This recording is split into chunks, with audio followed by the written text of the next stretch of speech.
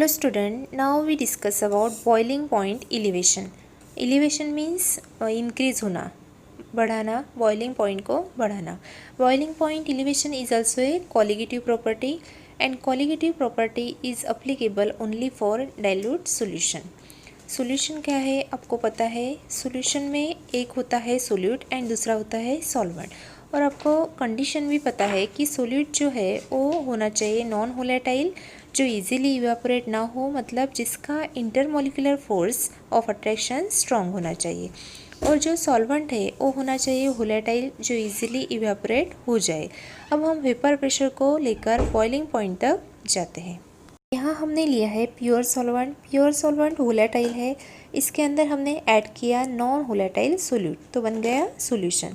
तो जब हमने वेपर प्रेशर के बारे में पढ़ा था तो वेपर प्रेशर प्योर सॉल्वेंट का ज़्यादा होता है क्योंकि वोलेटाइल कंपोनेंट इजीली इवेपोरेट हो जाते हैं. और जितना ज़्यादा इवेपोरेशन होगा उतना ज़्यादा वेपर प्रेशर इंक्रीज होगा. और जब हम इस वोलेटाइल कंपोनेंट में, दैट मीन्स सॉल्वेंट में, नॉन वोलेटाइल सॉलिड को ऐड करते हैं तो यहाँ पर जो उसका सरफेस होता है उसके सरफेस में आधे पार्ट में सोल्यूट पार्टिकल ब्लॉक कर लेते हैं, जिसकी वजह से वेपर प्रेशर कम हो जाता है. तो vapour pressure of solution decreases. Pure solvent का वेपर प्रेशर ज़्यादा रहता है और सॉल्यूशन का वेपर प्रेशर कम रहता है. अब देखते हैं बॉइलिंग पॉइंट कैसे बढ़ता है. सपोज़ यहाँ पे हमने प्योर सॉल्वेंट लिया water, then boiling point of water is 100 degree Celsius. अब हमने इस वाटर के अंदर नॉन वोलेटाइल सॉल्यूट को ऐड कर दिए. तो अब क्या होगा, नॉन वोलेटाइल सॉल्यूट मतलब साल्ट को ऐड कर दिए. तो जो 100 डिग्री सेल्सियस पे बॉईल हो रहा था वाटर, तो उसका टेम्परेचर और बढ़ गया. सपोज़ ये हो सकता है 120 डिग्री सेल्सियस.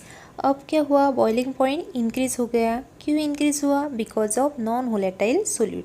तो नॉन वोलेटाइल सॉल्यूट ऐड करने की वजह से बॉइलिंग पॉइंट इंक्रीज़ हो जाता है. उसी को कहते हैं हम बॉइलिंग पॉइंट एलिवेशन. अब इसकी हम एक स्पेसिफिक कंडीशन देखेंगे. तो देखो, suppose boiling point of pure solvent is T0 और जो सॉल्यूशन है उसका टेम्परेचर है, जिस टेम्परेचर पे जाके वो बॉईल हो रहा है वो है T. और बॉइलिंग पॉइंट के लिए यहाँ पे T के सफिक्स में B लिखा है. तो TB0 is for pure solvent and TB is for solution. अब यहाँ पे क्लियरली हमको दिखाई दे रहा है कि सॉल्यूशन का बॉइलिंग पॉइंट ग्रेटर है, मतलब TB is greater than T0B.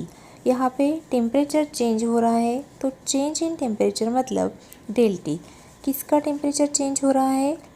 तो del TB is equal to, जो ज़्यादा वैल्यू रहती है उसमें से माइनस करते हैं, जैसे हम डिफरेंस बताते हैं. किसकी वैल्यू ज़्यादा है? TB की. किससे ज़्यादा है? T0B से. तो यहाँ पर डेल TB को हम कहेंगे boiling point elevation. Solution always boils at higher temperature then pure solvent. Solution का टेम्परेचर ऑलवेज ज़्यादा होता है as compare to pure solvent. If T0B is the boiling point of the solvent and TB is the boiling point of solution. Solvent का जो boiling point है वो हमने लिया है T0B एंड सॉल्यूशन का बॉइलिंग पॉइंट लिया है TB.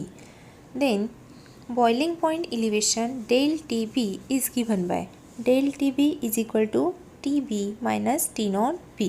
This is the equation for boiling point elevation. हमने ये ऑलरेडी एक्सप्लेन किया है. Then the definition of boiling point elevation. The difference between the boiling point of the solution and the pure solvent at any given constant pressure is known as elevation of boiling point. Boiling point elevation as a consequence of vapour pressure lowering. अब यहाँ पे देखना है कि किस तरीके से vapour pressure and boiling point में कॉन्सिक्वेंस है, मतलब यहाँ हमको ग्राफिकली इसको रिप्रेजेंट करना है. देखो, यहाँ पर एक्स एक्सिस पर है टेम्परेचर और वाई एक्सिस पे प्रेशर, और ये दो कर्व है AB एंड CD.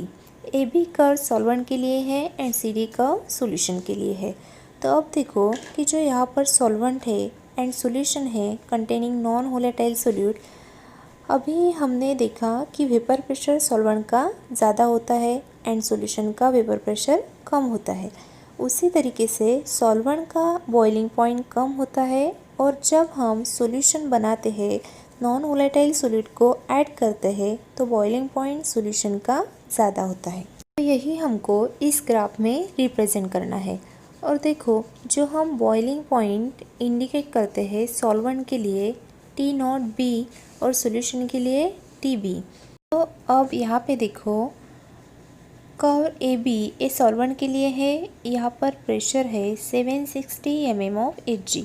ये स्टैंडर्ड प्रेशर है कि इस पॉइंट पर जाकर यहाँ पर ये जो वैल्यू आपको दिख रही है T0B मतलब सॉल्वेंट की, और उसके बाद में जो वैल्यू आ रही है TB की, मतलब पहले बॉईल हो रहा है सॉल्वेंट एंड सॉल्वेंट के बाद में बॉईल हो रहा है सॉल्यूशन। तो देखो यहाँ पर इन दोनों का डिफरेंस है डेल TB। तो ये है graphical representation. Then boiling point elevation and concentration of solid. The elevation of boiling point of a solution is directly proportional to the molar concentration of the solution. Molar concentration, solution का concentration find out करने के various ways है, उसमें से एक है molality. Molality जो है वो सबसे बेस्ट वे है बिकॉज टेम्परेचर इंडिपेंडेंट क्वांटिटी है। तो del TB, this is elevation of boiling point is directly proportional to m, that is molar concentration, और del TB is equal to Kb into m। Proportionality sign हमने हटा दी वहाँ से, where Kb is a proportionality constant. If m is equal to 1 molar, then del TB is equal to Kb. Kb is called ebullioscopic constant or molar elevation constant or boiling point elevation constant. Unit of ebullioscopic constant Kb is equal to del TB divided by m.